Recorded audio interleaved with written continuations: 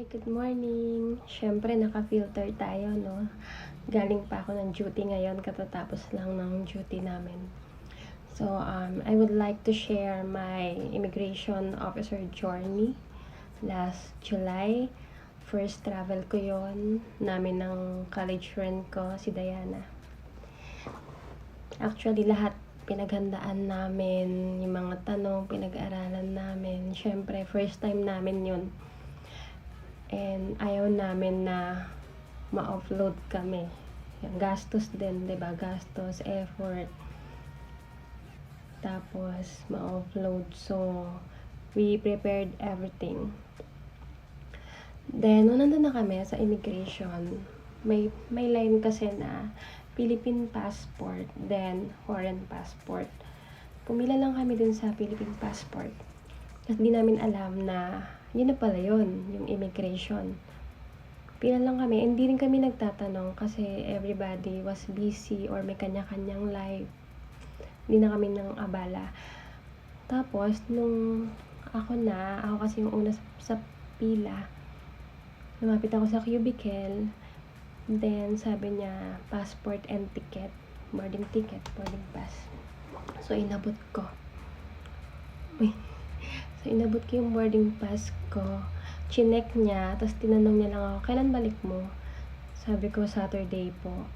Anong gagawin mo doon? Tourist, travel lang. Tapos, hinanapan niya ako ng COE. Tinanong niya sa akin kung ano yung company ko. Medyo bingi pa ako. Actually, bingi talaga ako. So, every time na may tinatanong yung IO, nilalapit ko yung tenga ko. Parang, ano po yan? Paulit po, ganun. Tapos nung sabi niya, first travel mo? Sabi ko, yes po. Siya parang kinilig ako. Tapos nung nakita niya nakasmile na ako, sabi niya, okay, tingin sa camera. Pinicturean niya ako. Tapos sabi niya, saan ka magstay? Binanggit ko yung pangalan ng hotel. Then hiningi niya yung booking reference or accommodation. So, inabot ko yung voucher namin. Kasi kumuha kami ng travel and tours dahil yun nga first time namin and parehas pa kaming babae, foreign country, so we would like to secure everything. Kaya nag-tour na kami. Yun lang, after nun natatakan na. Okay lang, smooth lang, as in parang yun na pala yun. Siguro kaya tayo natatakot kasi yung mga nababasa natin is ina-apply natin or nag-overthink tayo na baka sa atin mangyari yun, which is hindi naman talaga, as long as malinis yung intention mo at naka-ready lahat. Ayun lang, passport, boarding pass, accommodation, kailan ka babalik, anong gagawin mo doon, COE. Yun lang. Smooth lang talaga.